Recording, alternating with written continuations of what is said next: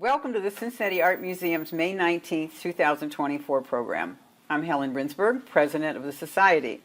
Our program today is the 9th annual Asian Art Lecture. I'm very proud of that. And we're celebrating the new Cincinnati Art Museum exhibition From Shanghai to Ohio, Chong Yung. It traces the life and artworks of a Chinese literary artist who immigrated to Ohio at age 68 and transformed and reshaped both his life and painting. Our speaker today is Dr. Hou-mei Sung, who organized the exhibit together with the Frank Museum at Otterbein University. Hou-mei is the curator of East Asian art at the Cincinnati Art Museum. Dr. Sung received her BA in Foreign Languages and Literature and an MA in Chinese History, both from the National Taiwan University. She earned a PhD in Museum Studies from Case Western Reserve University. Prior to coming to Cincinnati, Hou-mei served as research associate at the Cleveland Museum of Art and a variety of research and teaching positions in museums and academic fields in Asia and throughout the United States, including the National Palace Museum in Taipei, Taiwan, John Carroll University, Case Western Reserve University, and Cleveland State University. She also worked as the executive officer of the Chinese American Faculty and Staff Association and program director of the Chinese Arts and Culture Celebration at Cleveland State University. Her research on Ming Court painting received a Fulbright Scholarship in 2000. Dr. Sung has curated such popular exhibits as Dress to Kill, Japanese Arms and Armor, and Masterpieces of Japanese Art. She has over 50 publications, including Decoded Messages, the Symbolic Language of Chinese Animal Paintings, which last I checked was still on sale at the Metropolitan Museum of Art, Terracotta Army, Legacy of the First Emperor of China, Galloping Through Dynasties, and her most recent publication, the catalog for this exhibit From Shanghai to Ohio, and the exhibit opened May the 10th. Thank you so much, Hou-mei Sung. I turn the microphone over to you.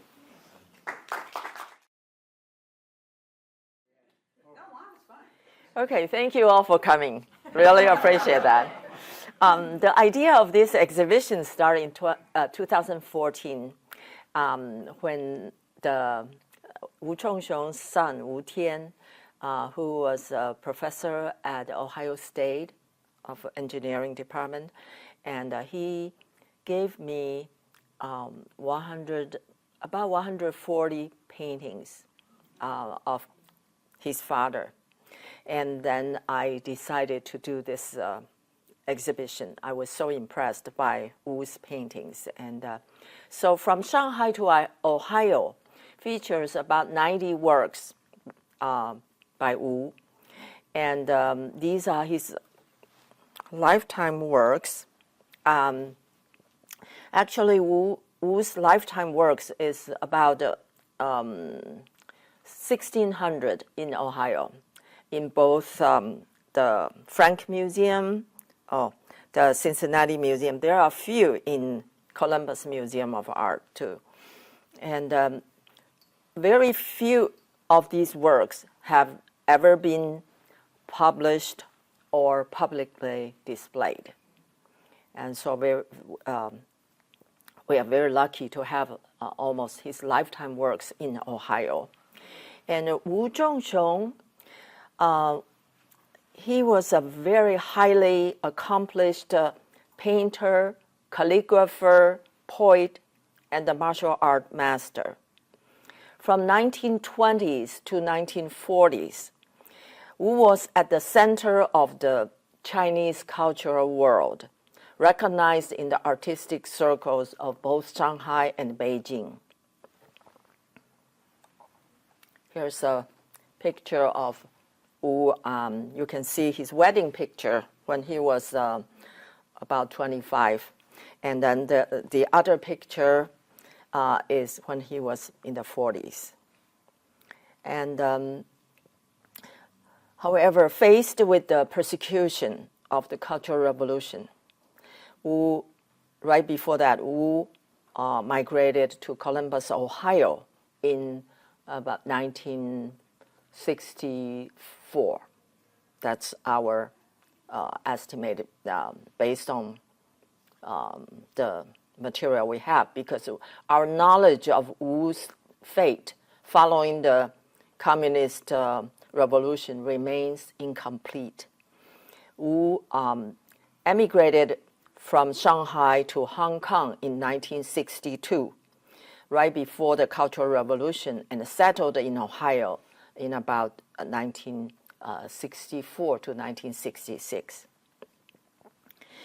After moving to the U.S., this is a picture of him in Ohio.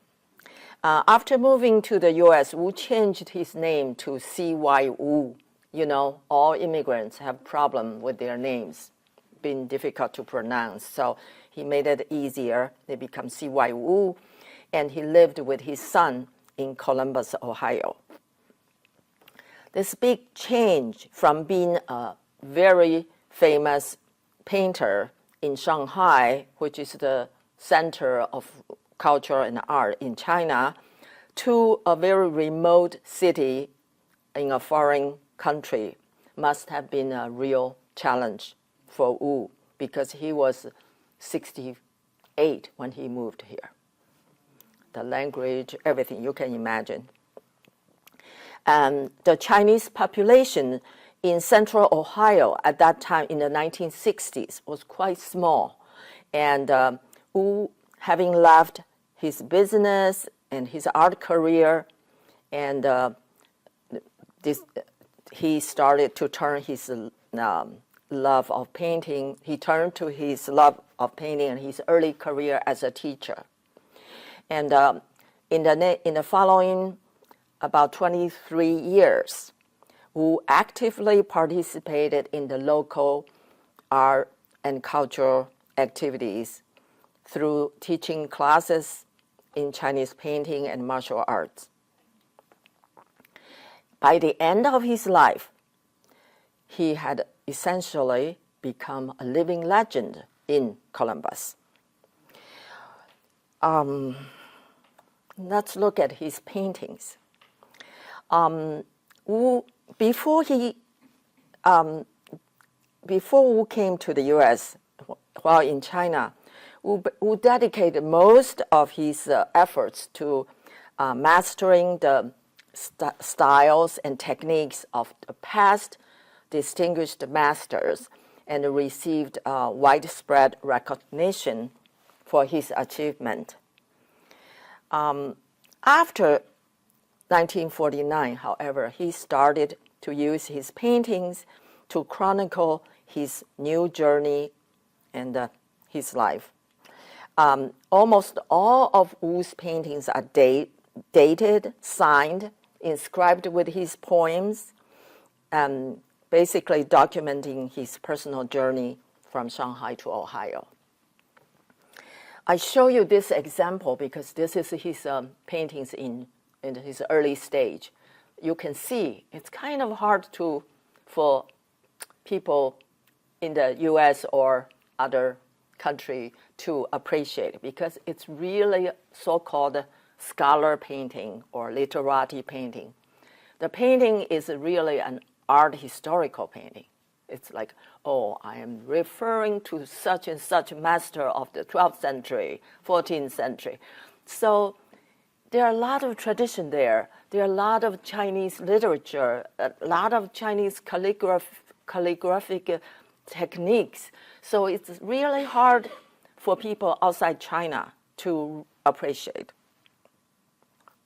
Here's another example. So after he come here, he really have to adjust.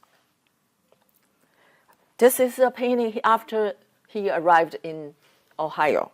This is painted in 1970. You can see this landscape, he used more like almost like watercolor, right? He joined a lot of competition in his community, trying to use ink wash, because ink wash is really, you can relate to watercolor. Watercolor is a flat wash, but the Chinese ink wash use controlled brush technique. So you have to transmit the force of your hand to the strokes, or you have to control the shades, and how from a solid to disappear into the void or something like that. So compare with a watercolor, his work is more dynamic almost. So he always win. And this one he won at the Golden Hobby competition. He's #1.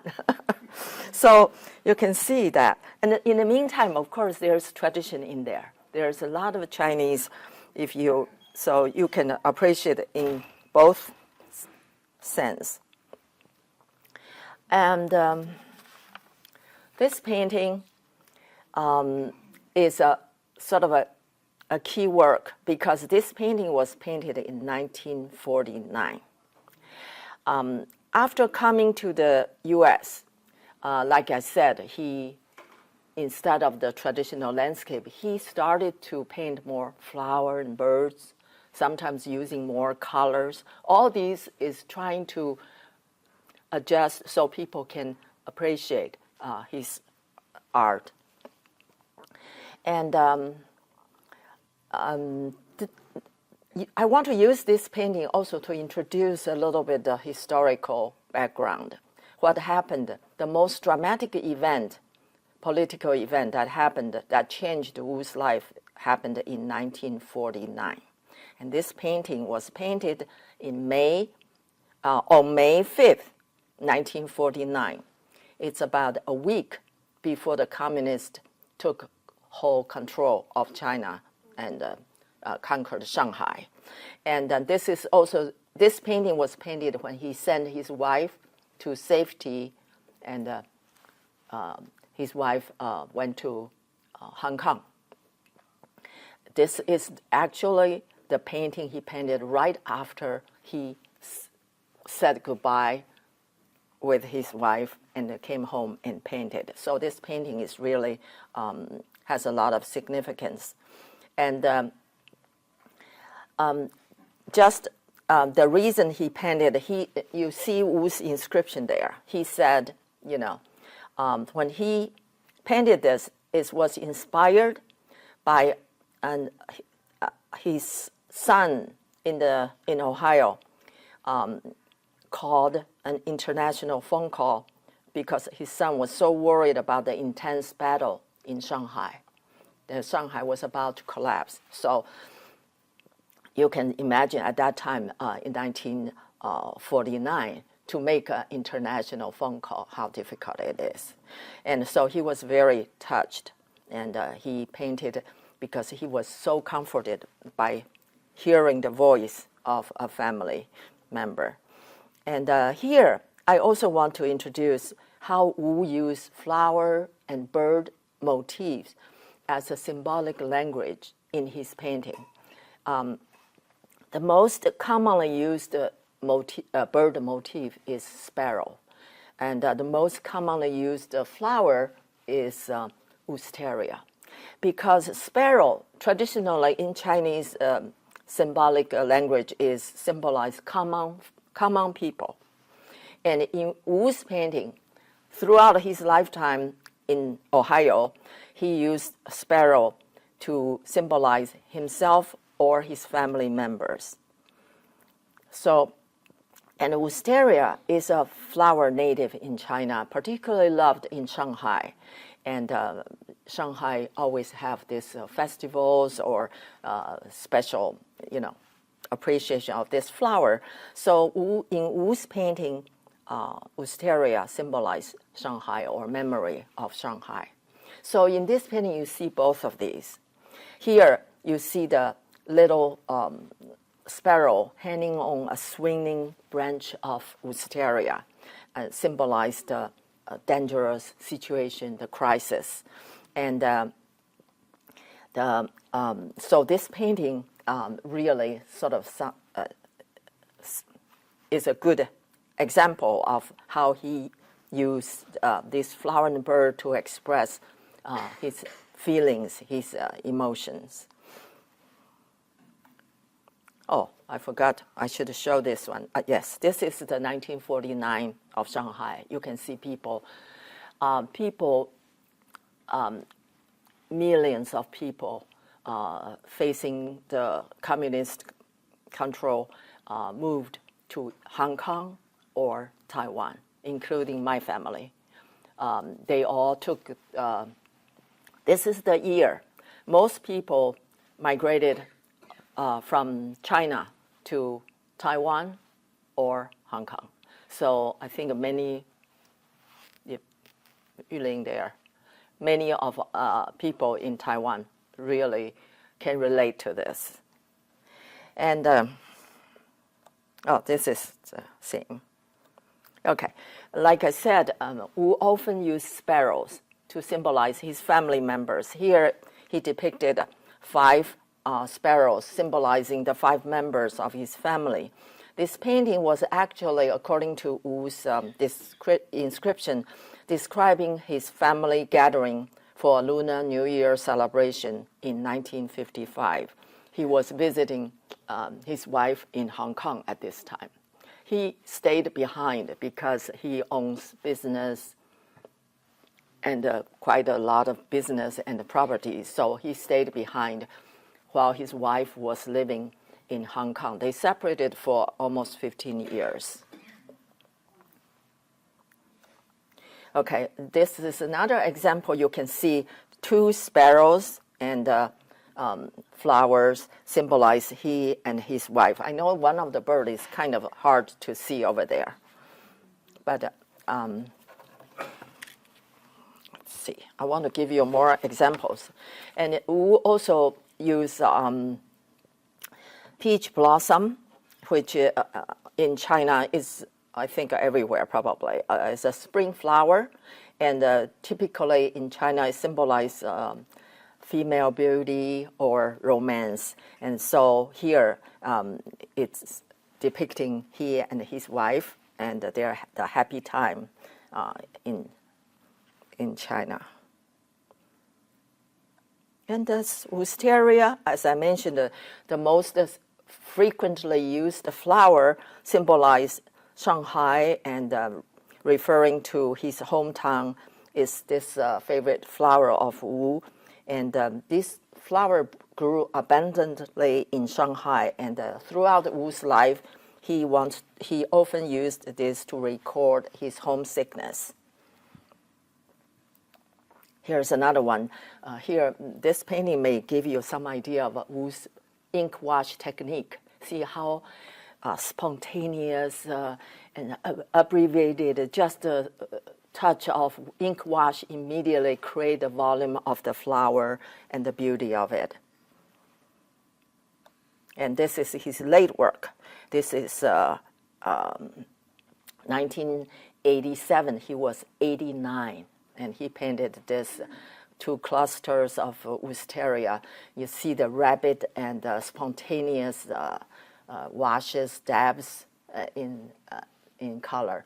And the older he started to paint with more spontaneity, and like he's so mastered the technique of ink wash. He doesn't need to define the work, the flower, just like spontaneous express, and sometimes it's far more expressive and beautiful.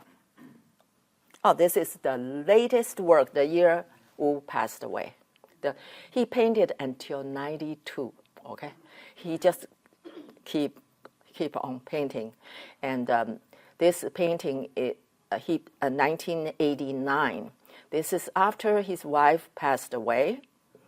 And so you see only one single sparrow. That's himself. So perched on wisteria. So I believe it's almost like a final self-portrait. And another flower Wu liked to use as a symbolic reference is the osmanthus. Many of you may know osmanthus flower blooms in the mid-autumn in China. So this flower became associated with the Moon Festival. In the lunar calendar, it's August 15th. And in China and in Japan, Moon Festival is the time of family gathering, like your Thanksgiving. So people must gather together to watch the moon. And if you were not home, you would feel very homesick. So this flower became the symbol of Mid-Autumn Festival or family gathering. And Wu, at least 5, if not more, of Wu's paintings painted this all refer to his son and the longing of his son, because his son left China right after high school to pursue graduate studies in the U.S. So his son left at 19, almost 20 years before Wu, before the communist took over. So, and just so happened that his son left right before Mid-Autumn Festival, when the flower was blooming. So he painted this after sending his son on board a ship and come home and listening at night.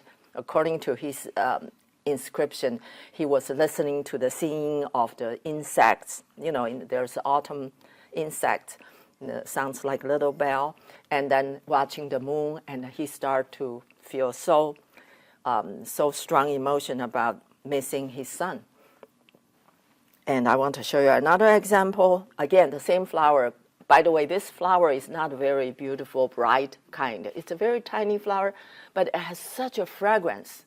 So the Chinese people really love that. And anyway, this painting he painted exactly at the Moon Festival, because one month earlier his son went to the U.S. So family gathering, for the first time his son is missing. So he painted this with a lot of poems written, the inscription keep adding to it again and again to express his love for his son. The last painting for this subject, same subject, is another osmanthus painted in the mid-autumn of 1988, when he was 91 years old, again, right before he died. Like the 2 previous paintings, this autumn flower evoked the sadness of parting with the family.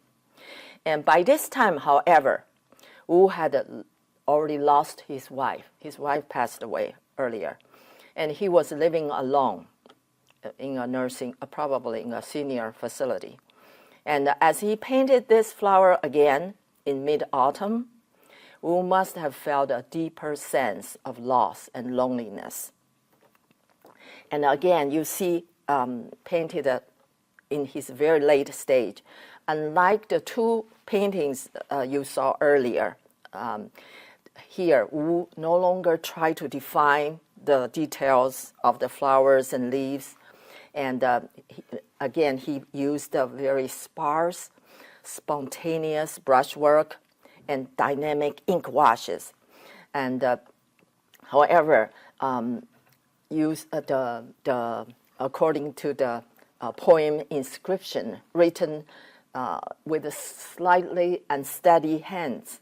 You can almost feel that.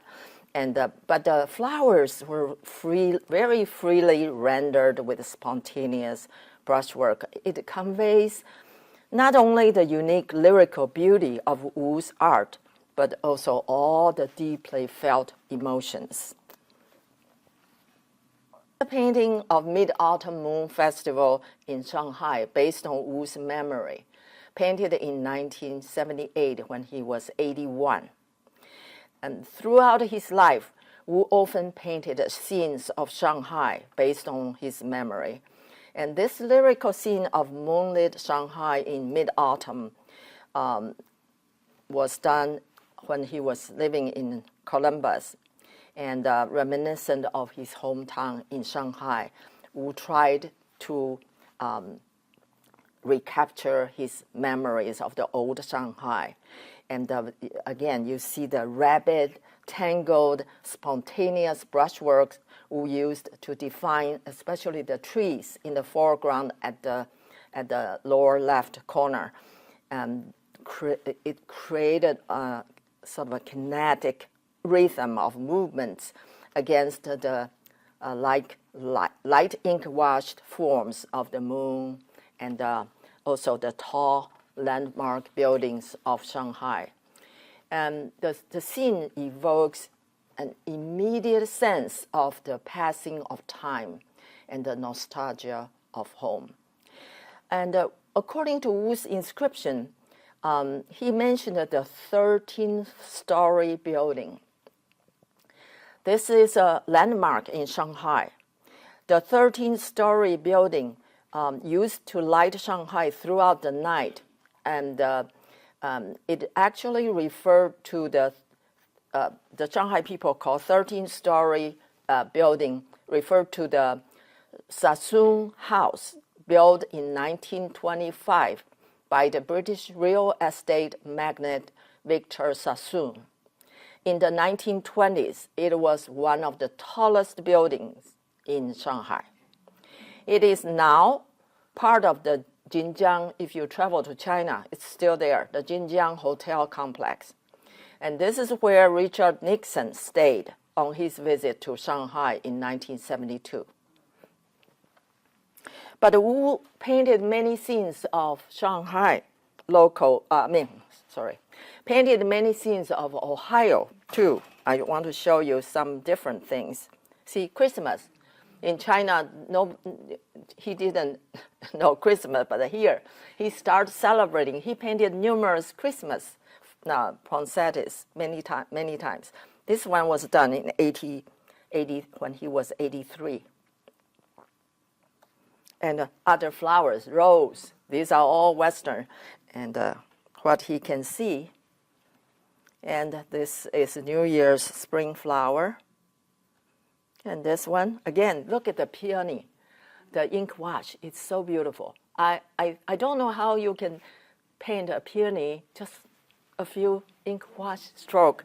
It's just bring out the volume and it's just beautiful. Poppies, yes. Yeah, the bluish, that one is peony. And this is the lotus. And this is the more traditional Chinese brushwork. You can see the dynamic, forceful brushwork, more like a calligraphy, depicting pine trees. Oh, cicada. You know, when I came here, the same year I experienced cicada, which was real dramatic experience. So I think Wu experienced this in Columbus. I actually checked in Columbus in 1978. There was a cicada invasion, so he painted. But look at how beautiful the cicada's wings. It's really, again, it's the Chinese brush discipline. Only a master can do that. And lastly, the cat. Again, just using a few strokes of ink wash and bring out this cat and the eyes. It's just an amazing technique. And this last one, this is a small painting, but it's one of my favorite. This is painted in 1987. Age, Wu was 89 years old. And to me, this is Wu's self-portrait because look at the owls looking out from all this ink plots, and it's kind of his life of art using the ink and how he looked out. And I think it's kind of a little bit sad, but it's kind of his image. Wu painted until 92, and his late works tend to be a little smaller because, you know, he's getting older. And okay, now I want to touch a little bit on the calligraphy part. Calligraphy is a major part of Wu's artistic discipline because, as you know, for a Chinese scholar, whether it's a scholar painter or just a scholar, or everybody need to learn calligraphy when they start, from childhood. Calligraphy has long been appreciated in China as a high art form. Together with poetry and painting, calligraphy was traditionally referred to as one of the three perfections associated with a scholar. And the calligraphy script typically were divided into 5 different types. The oldest archaic form of seal script, the other one is the oldest one actually is the bronze. If you look at the Chinese bronze inscription, we call the bronze Jinwen. It's the sort of bronze inscription style calligraphy.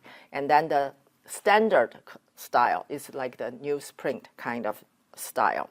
And then the cursive, we have semi-cursive, and then we have wild cursive. And Wu's calligraphy typically, he specialized in the semi-cursive, we call Xingshu, sometimes translated as running style. But he followed the great master Wang Xizhi, and it's really beautiful. You can almost look at it as an abstract art or something. The balance, the force, the movement, the rhythm, the flow, all that is as beautiful as painting, but we don't have time to go into details. So, and the other art form included in the show is the seal. Carved seals. Seal carving is a form of Chinese art that can be traced to 3,000 years ago, the Shanghai dynasty. This unique art is closely associated with Chinese calligraphy and painting. Traditional Chinese seals are carved in the archaic script we call seal script. And typically seals were carved with the name of the owner in wood, in stone, in ivory, all kinds of materials.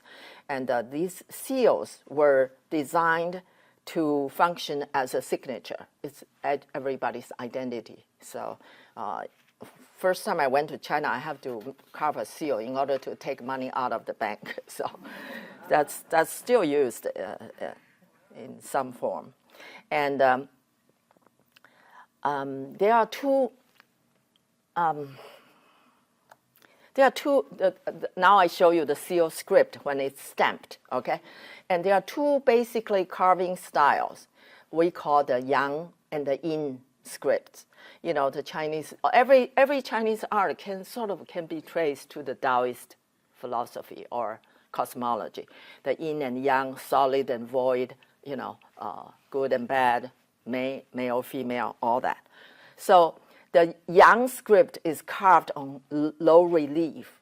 So when you stamped it, it showed up in red because the seal paste is red, cinnabar color. So when the yang seal shows up in red color, and the yin seal is carved, it's kind of incised into the surface, so it appears in white, which is the negative space. You can see it here.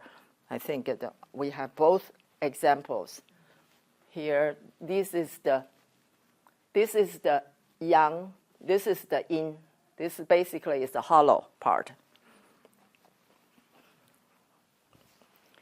Okay, that's the seals. And now finally, I want to talk about his martial art, who is a master of the Tai Chi sword. You probably know Tai Chi. Tai Chi as a martial art, we call Tai Chi Quan, right? Sometimes they translate, depends on how you translate. Some people translate as Tai Chi boxing or shadow boxing, all kinds of translation. But the Tai Chi is again related to the Chinese yin and yang, the balance of the forces. Tai Chi Jian is a two-edged sword. used in the training of the Chinese martial art of Tai Chi Chuan. This is the sword Wu used for many years for both his own practice and for teaching. And it was made by a very famous sword-making studio in Shanghai. It can be traced to 1748. As a master of poetry, calligraphy, painting, and the martial art of the sword, Wu fully understand that the shared principle of all these art is deeply rooted in the Chinese Taoist cosmology, which is the balance and rhythm of the yin and yang forces. To Wu, the carefully balanced movements and rhythm movements expressed through the sword is not unlike the controlled energy transmitted through his brush. So they are really one, based on one principle. And you can see some pictures of his movement. He actually wrote a whole essay, a whole article on this, and in beautiful calligraphy, we also displayed in the gallery. And all these lifetime works of Wu illustrate how his remarkable experience of emigrating from China and becoming an American utterly transformed and reshaped both his life and his art. But what Wu conveyed in his painting is more than the journey of his life and art. In many ways, it also tells the story of millions of Asian Americans who lived through the same transformative experience. That's why I felt very related to, I think many of you can also relate if you moved from your home or have a life-changing experience. Well, that's all. Thank you. The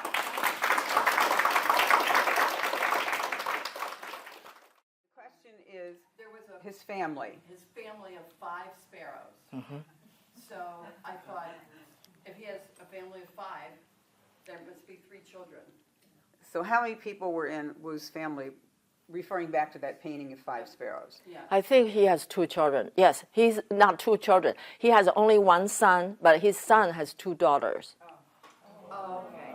So different generations. But no, he's in the 5 sparrows refers to him, his wife, and his son. At that time, I think it's $1. Let me see. Yeah, $2. Yes, but this reunion happened in Hong Kong because at that time he is living in Shanghai alone. So, but it's still possible to travel to Hong Kong for a period of time. So he is moving back and forth. And Chinese Lunar New Year, everybody have to come home. So his son went to Hong Kong to meet both of them. The other part of the question I forgot was his wife with him in Worthington, Ohio? Oh yeah, yes. By that time, they both moved to. And how did she adjust? Do you know how she handled the adjustment? Well, I think it's difficult because he's living with his son, and his son's wife and their family, 2 generations, and it's kind of difficult. But and his wife is not very healthy, So I think it must be because I often saw in one of the paintings, in his inscription, he did mention that his wife was often not well and something like that. So I don't know too many details, unfortunately. I was hoping I could talk to his son, but he died in 1982 or so. So yeah, so sadly I couldn't, because there are a lot of questions about right before he moved right after the communists took over, controlled China and Shanghai. What happened to him? We have sort of unofficial account that he was sent to the countryside, but I don't know any details. You know, that kind of information is also sensitive, so nobody talk about. Yeah. Hi, Diane. Hi, Diane. Hi. So I never know. I love the paintings, by the way. They Thank were you. Beautiful. And the style, and you can just see how he made them. But it looked like the text was written first, because sometimes the painting is over some of the text. Yeah. And I never know when I look at things I have like to that, repeat the question. What are those about? What does the text say? Some Oh. of it's on the right, some on the left. Okay. And is it poetry? What? Okay. So the question is, the texts that are on the painting, what are the texts? And I would recommend the catalog, because Hou-mei and her collaborators with the catalog did a great job with explaining some of that, but I'll let her explain more. Yeah. Wu really likes to write poems. Most of them are his own poem. That's why he's a true scholar painter. And sometimes it's just what inspired him and what he saw, but most of the time is a poetic expression of his feelings. And so when I organize the material, when I read the poem and then look at the painting, sometimes it's really very emotional. So it's really very expressive. The poem sort of project the same feelings as the painting. And depends on which one. You know, on some paintings, he goes back again and again, like 2 years later, 40 years later, he go back the same painting to talk about the same feeling. Because, for example, the painting of the Osmanthus, his son left, one painting he went back 4 times, because each Mid-Autumn Festival, Moon Festival, he would miss his son, he just add to that. And sometimes he quote an ancient poem that echoes his feelings. So depends on which one. Since he has about 1,600 paintings, I looked at probably over 1,000 in Frank Museum in Columbus. I couldn't translate every one of them, but I read every one of them. So only the one in the exhibition, when it's directly related, I try to translate. It's a little hard. It's not a little hard. It's very hard to translate poems, especially Chinese classical poems, because sometimes one sentence you refer to ancient stories, historical event that takes probably half a page, one whole page to explain. So, but whenever it's directly relevant, I try to translate in the label or the catalog. Will that be on the wall also? Or do you have to have the catalog? Label to copy. read the poem? Okay, so the question is, will some of those translations be in the label copy? Yes, some of them. Wall? Yeah. Yes.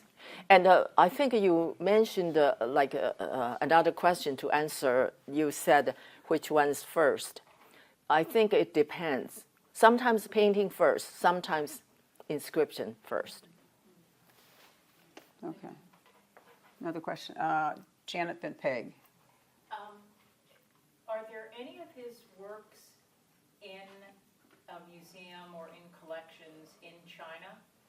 Oh. Okay, the question is, are any of his works in museums other than Ohio and in China? I think actually Wu is very wise because he shipped his early works from China to Hong Kong and then to U.S.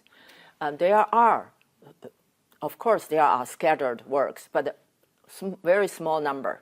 So if you Google Wu Zhongsheng, you sometimes find 1 or 2 works in auction in China, in auction houses, because there are always social occasions, he gave paintings away as gift or joined some exhibition. It goes somewhere, but he basically, I would say, 80% of his works are, or more, are all in Ohio, scattered in 3 museums. Okay. Peg? Yeah, I was sort of thinking along the same lines, but also wondering, like, his contemporaries, painters that did, like he did back in Shanghai, like, do they even know of each other? Like, when he moved away, was he pretty much cut off from being part of the art community there? Okay, so the question is, when Wu moved from Shanghai, did he lose the collaboration with his colleagues, and was he able to remain in touch with any of them? That is a sad fact. When I first researched him, after he moved to Ohio, he was no longer widely known in China because he changed his name, number one. He became C.Y. Wu. So people sometimes didn't know C.Y. Wu is Wu Chong Yung. The Chinese name never changed. But once you go to his name in English, there are numerous versions of the same name, C.Y. Wu, Wu Chong Yung, Wu Zhongxiong. Depends on you use Weijia, pinyin system, and he has a French name, try to pronounce in French. So there are so many names.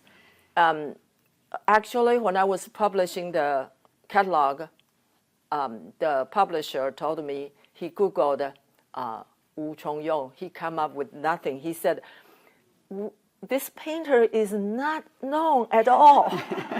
I said, try Chinese name, try several different names, try C.Y. Wu even, he found his name. We decided to use the Shanghai dialect, Wu Chong Yung, which is very hard to pronounce for people look at the spelling. That's because that's a Shanghai dialect. Wu himself chose to put on his American citizen card and his passport. So we have to respect that. But really, the ideal way is write down the Chinese. Never changed. So, wait a minute, I was running away. What is the question? Did he stay with his colleagues? Did his colleagues know him? But most of his colleagues after 1960s, the Cultural Revolution started, most of his colleagues lost creative freedom to paint in China. They have to paint the communist Mao's propaganda painting, political painting. So even now, if you want to research certain painters or the painters who left or the painters who painted some subject that's sensitive, you're not allowed to find the material research, or you cannot really get those materials. So he was isolated. But those who knew him still knew him as a great painter. So, for example, everybody know, Chinese people probably know the most famous painter, particularly horse painter in China called Hou-mei Sung. Everybody knows him. And he inscribed on Wu's painting. They are all a small network in Shanghai, so they all knew each other at that time. But when you migrated to a new country, you really lose. You really sort of socially isolated. I think, we experienced that too. I think part of it, yeah, but part of it is you have to remember that this is long before the internet. Yeah. When international phone calls were a fortune. Right. And then the control of the Communist Party of anything going in and out of the country would have made it so difficult, which probably isolated him even more, knowing he couldn't get a hold of his own friends. Yeah. Must have been terrible. Yeah, that's why he's so homesick. All his friends. And considering some of the things that happened during the Cultural Revolution, he might even have worried if any of them were still alive, because so many were sent out into the countryside, and it was very difficult. So, yeah, there we go. So I want to go back to the poems that are on the works of art. He seems to use it a lot, but I also see it in other paintings. And when you look through books, or if you're in a museum and see the real thing, was that like a long tradition in Japanese painting, or was it a period in which that kind of had an ascendancy and then kind of dropped off? Okay, so the question is the use of poetry on his paintings. Was that a long-standing tradition, or was that something that was popular at the time that Wu was painting? Well, it is a long-standing tradition, but Chinese painting have, after the Song Dynasty, about the 10th, 11th century, the so-called literati, the scholar, start to join the painting as a major category. They become more dominant. So they combine calligraphy, literature, poetry, painting, all into one art. So they all express the same feelings. So when you talk, so the Chinese painting often have this two major types. And in the court, in the imperial court, those we call court painters. Typically, after this happens after the Mongolian rule, the Yuan dynasty, the Chinese painting sort of divided into these two camps: literati painting and the professional court painting. And socially, the court painters, the professional painters, were almost discriminated because this social status.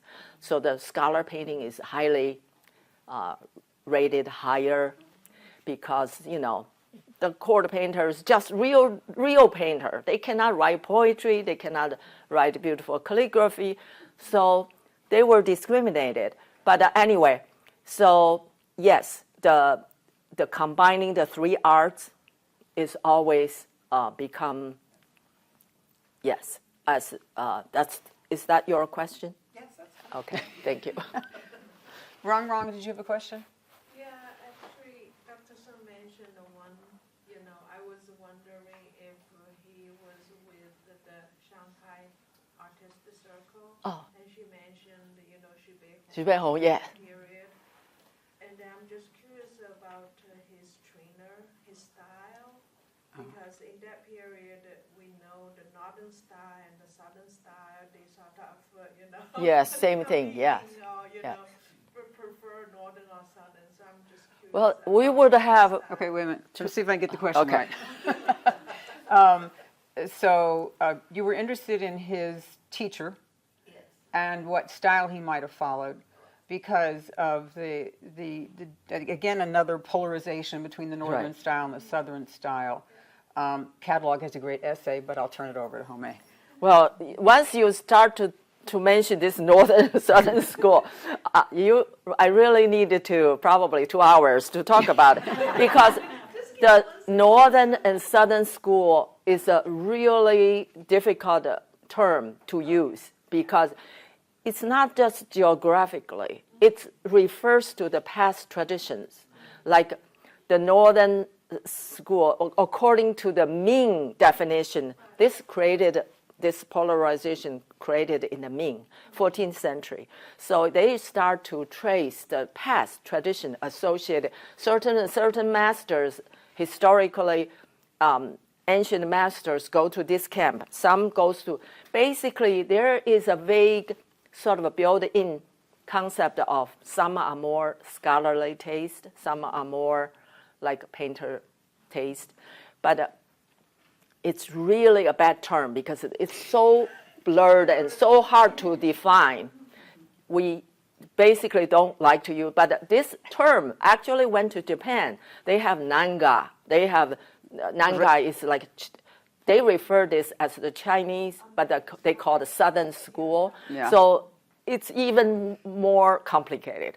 So, yeah, but basically, in order to know northern, southern, you have to go through a whole lot of history of the painting. Not only that, you have to go through their prejudices too in order to define it. So I'm not going to go into it. Yes. Chick. I think it's wonderful that Wu was able to paint into his early 90s.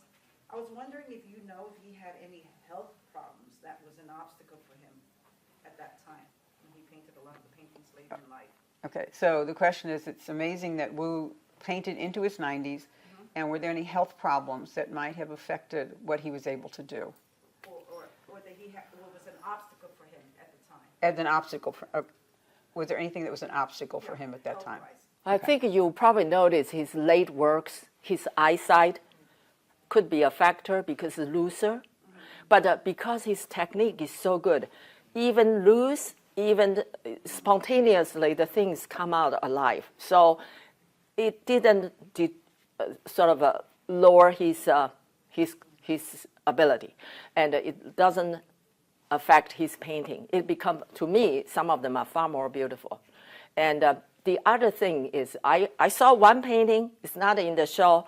He said he was painted when his hand was injured by the sword, Tai Chi sword. So, but still, it's very beautiful. In certain angles, you can see he's stiff like me now. Okay, so he was relatively healthy because you can judge by his activities how much he do martial art to the end. His wife is the one that's not really well, but I really love his late work. I think by that time your hand is like automatically can just become part of you, so you can paint real without too much. No matter what problem you have, you can still do a beautiful, comes out just right. The question is that Becky had seen paintings where it seemed like people kept adding comments and adding other poetry, and the original painting actually got lost. So is that a common thing to happen?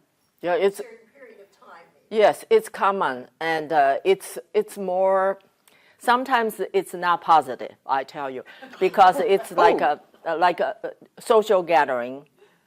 They call literary gathering. They write, but ideally you are supposed to write with a hand scroll attached paper, not on the painting itself.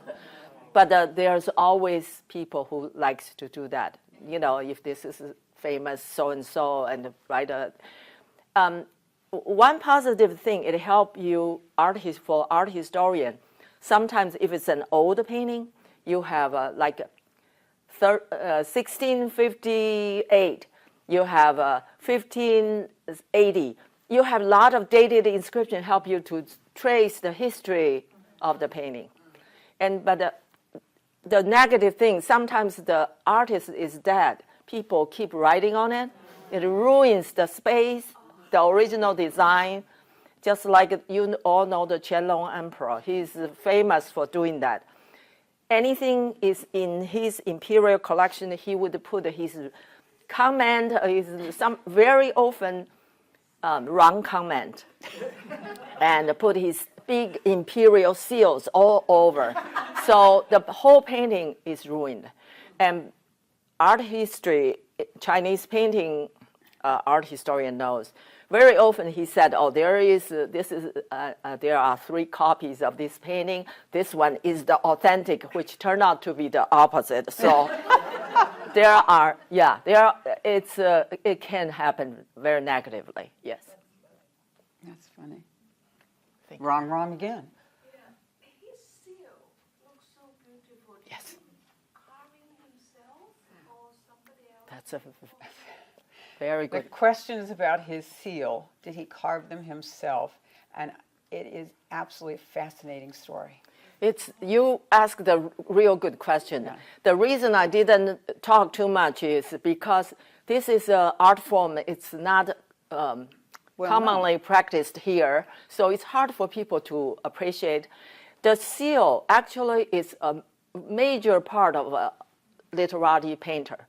You need to have the best carving, carver to do it, just like the woodblock print. The carver makes a difference, and then the seal paste even makes a difference. So everything is very very sophisticated art. So the real good artist would get the best carver to carve his name. Sometimes he himself, if he is a good calligrapher, he learned to carve so he can carve his own seal. That's a added prestige. And then all these shows your calligraphy style, your connoisseurship, all this is built in. So a beautiful seal add great value to the painting or calligraphy. Yeah, and his Xingsu is so beautiful. Yes, see, Does he have a lot of Xingsu work? Oh, he has hundreds because calligraphy is another sort of abstract art. It's hard for general public to appreciate, and also we have limited space, so I couldn't include. He wrote calligraphy until he died. So it's one of his most respected art, but I couldn't include many, so I put only 10 or so. But if you really appreciate calligraphy, you need to look at more of his different stages. He matures, and he exercises in different masters' styles. So it's just like painting. Actually, traditional Chinese scholar appreciate calligraphy as a higher rank of art than painting, because painting uses the same technique, but calligraphy first. If you don't know calligraphy, you almost cannot paint. Yeah. Mm-hmm. Okay, docent hat on here. It was absolutely fascinating to read the catalog, because I've always thought the seal was just the artist's name. It's not. It's often a poetic inscription. Many of Wu's seals were presents from his wife and from friends. And we have touch and learn as a docent. So we have a number of seals that docents have contributed over the years. So I had a class with me the other day, and we're looking at the seals, and this is new to me, guys. I'm just so excited to learn about the fact that these aren't all names. And the little boy, wasn't this big, picks up one of the seals and goes, "Oh, this one says the earth is beautiful." I'm like, "Do you go to Chinese school?" "Yes, ma'am." Because, he was it was fourth grade. Was that 10 years old? Fourth graders? And so he was reading this seal. The problem is it was passed around, and I didn't get to know which one it was to talk about the next time. One of you's got it. And I'm going, and what kind of painting could this be used for? Oh, landscape painting. All right. Yeah, some people, like in China, if, for example, I reached 60 this year, I must make a new seal. And I create a new poetic name for myself, because it's the feeling of your age. You have a new name. Or it's not a name, it's artistic expression of, it can be the mountaineer from the southern mountain, whatever. So you just, at that point, what inspires you, and you can put a sort of a landmark of your life and create a seal. Mm-hmm. And then Wu's painting, in his early stage, he used certain seal. In his old age, he said, painting and calligraphy both getting old or mature, whatever. It's hard to translate that word, but that is his own feeling, And sometimes artists actually put their age on a painting. Like this was painted in the year I turned, especially 88 and 60.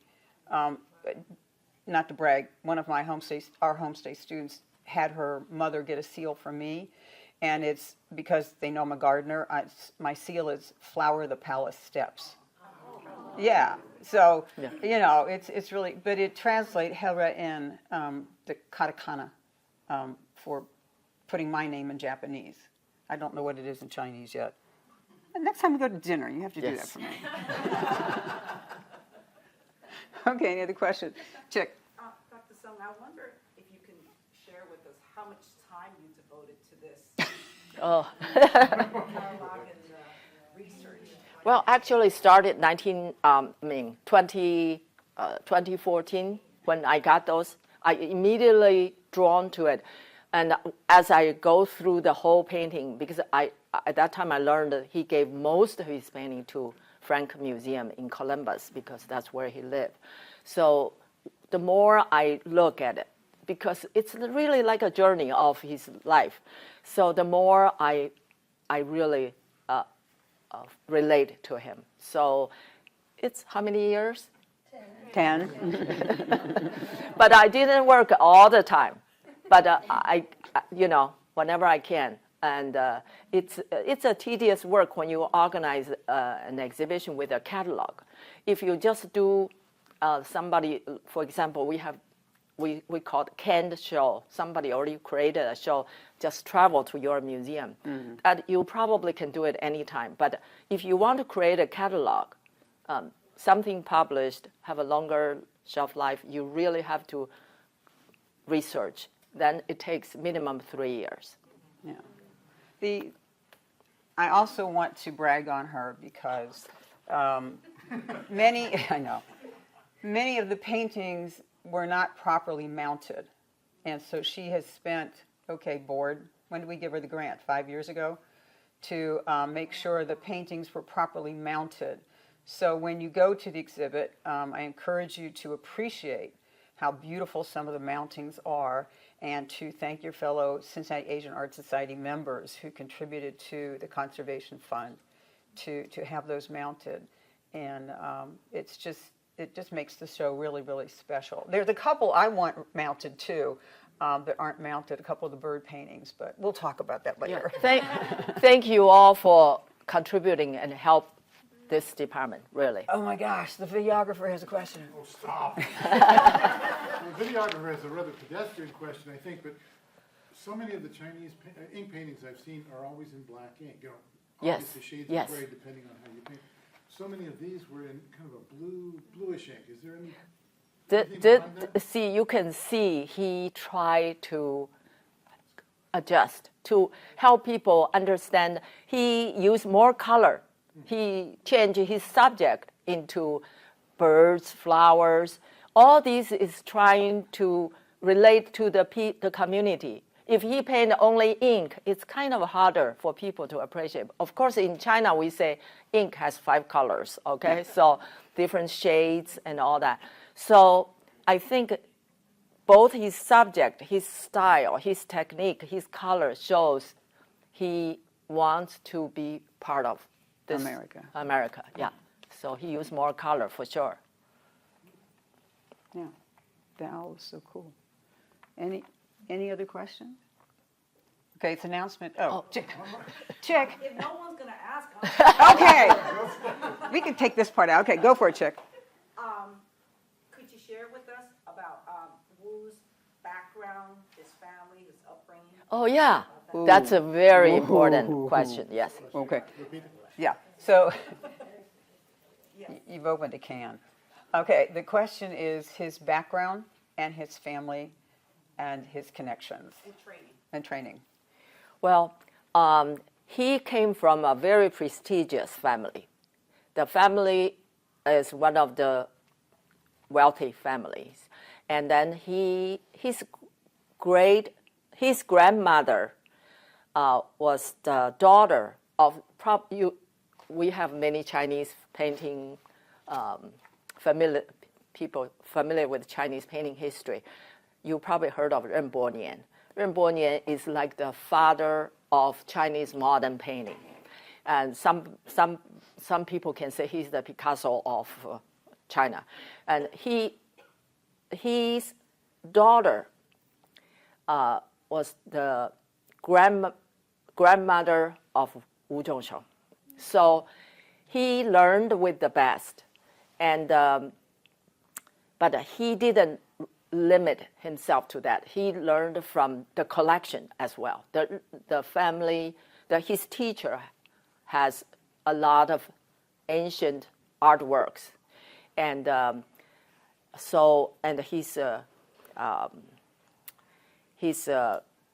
his direct teacher is the daughter of this famous Rembonian. So he really had the best training. And when he was young, it's not just painting. He has his own teacher for calligraphy, his own teacher for poetry writing. So, you know, the full, education for a scholar. So did he have other siblings, or was he an only child? Oh, he has, he was, that is a good question. I don't know. He has a brother. Yes, there. My assistant. So I know. He organized some of the material. What's his name? Wu. I know Rembonian has several brothers, but okay. Anyway, yeah. You know, it's a little bit complicated because his teacher was the daughter of Rembonian, but he also had Rembonian's brother as his Chinese literature teacher. So he has multiple connections to the prestigious leading masters of the time. That's why he was so well connected in Shanghai. He belongs to numerous literary clubs, and he joined numerous exhibitions. I was hoping to go to Shanghai to research on that part, but the pandemic hit, so I was not being able to make it.